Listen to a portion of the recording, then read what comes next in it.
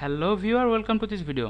আজকের ভিডিওতে আমরা দেখব ফটোশপের মাধ্যমে যে কোনো ইমেজের কার্ভ অ্যাডজাস্টমেন্ট কীভাবে খুব সহজ পদ্ধতিতে করা যায়। তো সেজন্য আমরা প্রথমে ফটোশপে এই ইমেজটি ওপেন করে রেখেছি।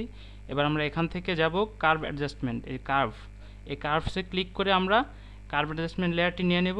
এবার আমরা এই প্রপার্টিস প্যানেলের এখান থেকে এই হ্যান্ডেলের উপরে যদি ক্লিক করি, আমরা সাপোজ প্রপার্টিস প্যানেলটি এখানে নিয়ে নিলাম দেখার সুবিধার্থে।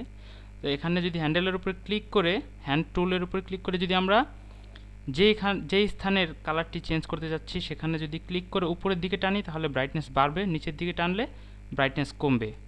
তো এভাবে আমরা যেই কালার চেঞ্জ করতে চাচ্ছি, সাপোজ আমরা যদি এইখানের হাইলাইটটা একটু বাড়াতে চাই তাহলে উপরের দিকে ক্লিক করে ধরে উপরের দিকে টান দিলেই হাইলাইট হবে বেশি, আর নিচের দিকে টান দিলে একটু ডার্কনেস হবে। তো এভাবে আপনারা যে কোনো কালারকে খুব সহজে ইজিলি আপনারা কিন্তু চেঞ্জ করে ফেলতে পারেন।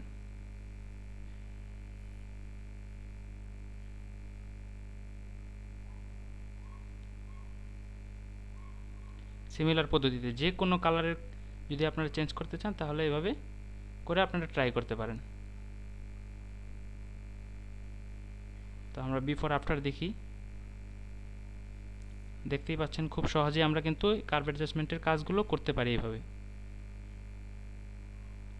তো এই ছিল বন্ধুরা আমাদের আজকের ভিডিও। ধন্যবাদ।